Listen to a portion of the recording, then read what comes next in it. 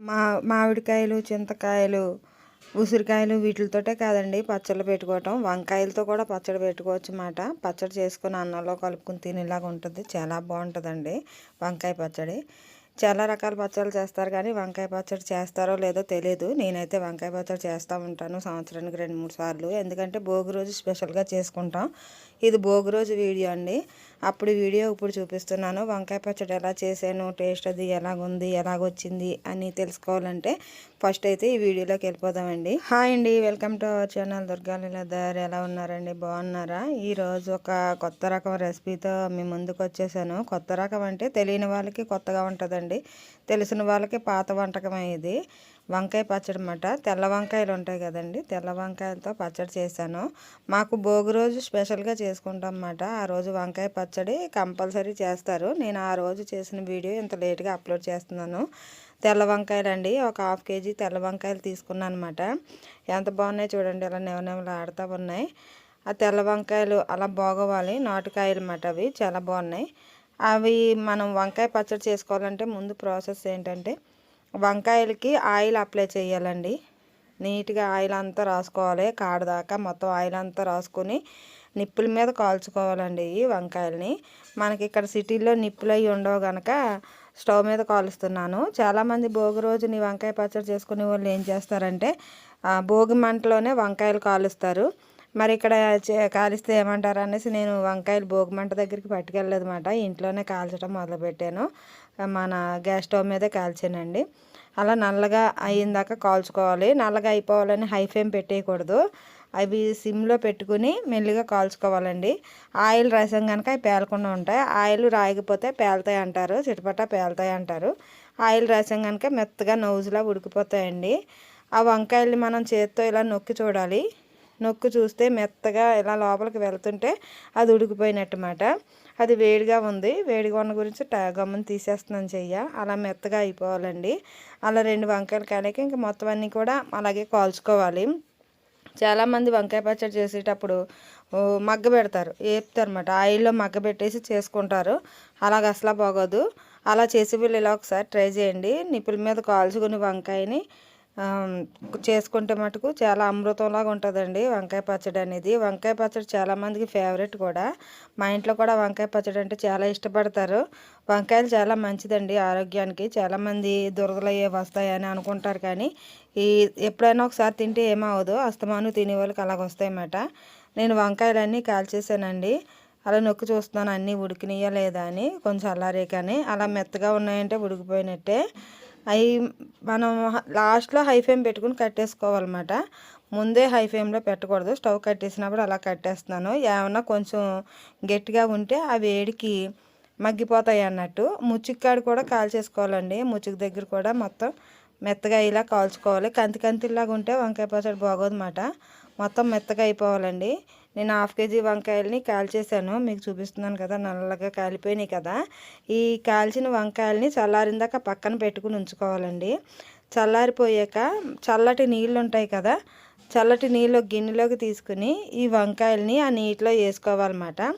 ఎందుకంటే వంకాయల నీటిలో వేసుకుంటేనే పై పొట్టు ఉంటుంది కదండి. ఇప్పుడు మనం కాల్చాం కదా నల్లటి పొట్టు, అదంతా వస్తుంది. నీటిలో వేస్తేనే వస్తుంది. నీటిలో వేయకుండా తీస్తే మటుకు వంకాయ పొట్టు అనేది రాదండి, నల్లగా అయిపోతాయన్నమాట. అలా మెల్లిగా పైన మామూలుగా చేత్తో ఇలాగ అంటేనే వచ్చేస్తాయండి. గోర్లతో కూడా మనం ఏం తీయక్కర్లేదు. ఏళ్ళతో 2 ఇలా రబ్ చేస్తే పిండిలాగా ఓడి వచ్చేస్తుంది అన్నమాట.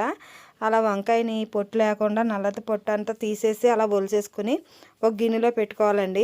కాడలు కూడా తీసేయాలి, కాకపోతే నేను కాడలతో చూపిస్తున్నాను ఒక ఐడియా కోసం. మెల్లిగా అన్నీ అలా ఆ నీటిలోనే ఒలిసేసుకోవాలండి. కాల్చింది కనుక చాలా టేస్ట్ అనేది చాలా బాగుంటుంది. మనం ఒలిచినప్పుడే స్మెల్ బాగా వస్తుందండి వంకాయ. అలా మనం ఒలుస్తుంటే వంకాయ మెత్తగా ఉండాలి. మెత్తగా ఉంటేనే మొత్తం ఉడికిపోయినట్టు, పొప్పరు కూడా బాగా వస్తుంది. వంకాయ ఉడకపోతే పై పొప్పరు కూడా రాదండి. నేను గట్టిగా ఏమి రఫ్ చేయట్లేదు, చూస్తున్నారు కదా, మామూలు చేతితో ఇలాగ అంటుంటే వచ్చేస్తుంది అది. అంతే, అలా తీసేసుకోవాలి. ముచ్చుకులు కూడా తీసేసుకోవాలండి. ముచ్చులు కూడా తీసేసుకుని అన్నీ పక్కన పెట్టి ఉంచుకోవాలి. బాగు చేసేసుకుని పక్కన నీట్గా పెట్టుకుని కడిగేసుకుని ఉంచుకోవాలి. ఆ నీటిలోనే కడుక్కోవాలి, మళ్ళీ వేరే నీళ్ళు అవి పెట్టకూడదు. దానికి ఉన్న టేస్ట్ అంతా పోతుంది అన్నమాట అలా కడిగితేనే. నీళ్ళు మనం నీటిలో వేస్తాం కదండి వంకాయలని, ఆ నీటిలోనే కడుక్కొని శుభ్రంగా పక్కన పెట్టుకోవాలన్నమాట. తర్వాత ముచ్చుకులు కూడా తీసేసుకోవాలి. ముచ్చుకులు వేయం, ఎందుకంటే కూరల్లో ముచ్చుకులతో వండుతాం కానీ పచ్చళ్ళలో ముచ్చుకులు అయితే వేయమండి. ఇందులోకి మనకు కావాల్సినవి ఏంటంటే ఉల్లిపాయలు, పచ్చిమిరపకాయలు, అల్లం ఉన్నాయి. మళ్ళీ తాలింపు సరుకులు ఒకటి వేయాలండి. శనగపప్పు, ఎండుమిరపకాయ, కరివేపాకు, కొన్ని ఆవాలు, జీలకర్ర ఇవన్నీ రెడీ చేసి పెట్టుకోవాలి. నేను 1/2 కేజీ వంకాయలకి ఒక 2 ఉల్లిపాయలు కోసి పక్కన పెట్టుకున్నాను అనమాట.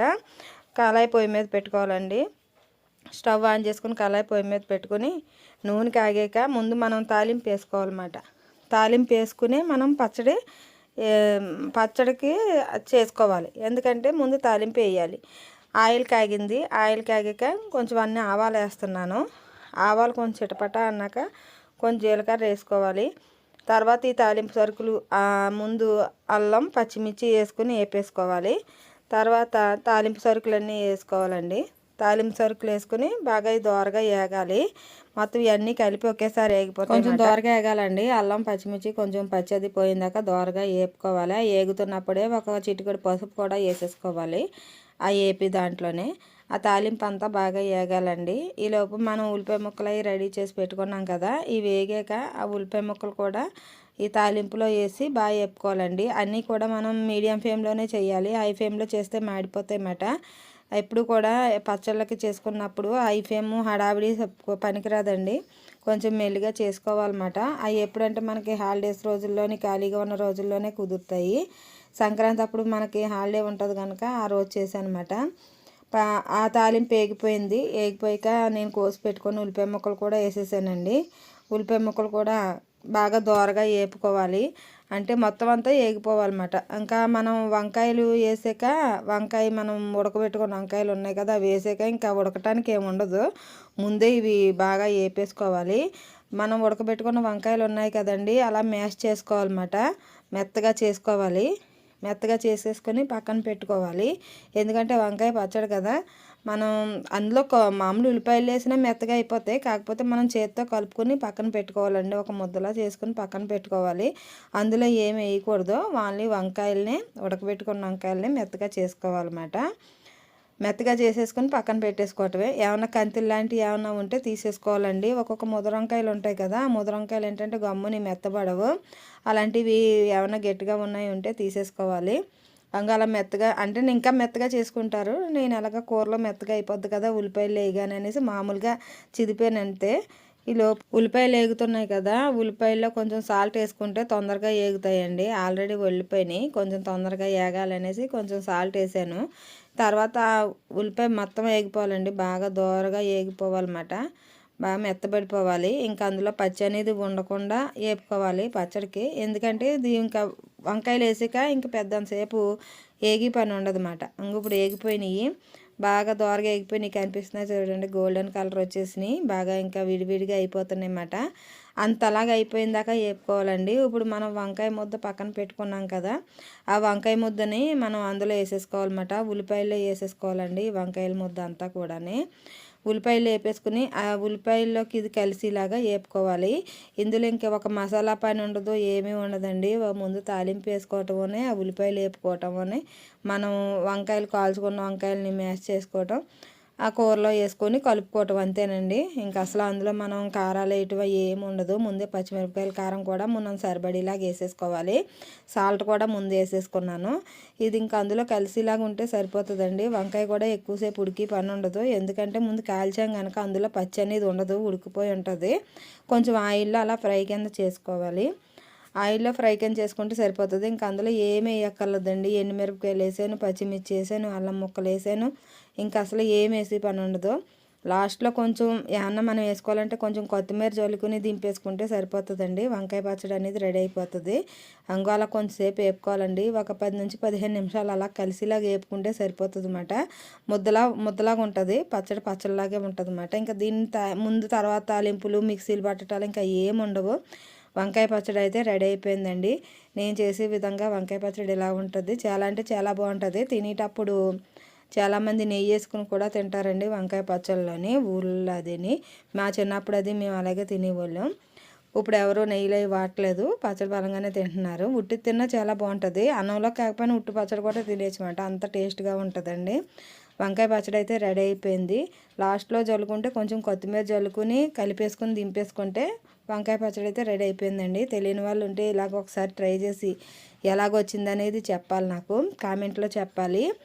ఇంకా మరిన్ని వీడియోలు మీకు ఏమన్నా కావాలితే నాకు కామెంట్ చేయండి, నేను చేసి పెట్టడానికి ప్రయత్నిస్తాను అన్నమాట. వీడియో నచ్చితే మటుకు లైక్ చేయటం మర్చిపోవద్దు.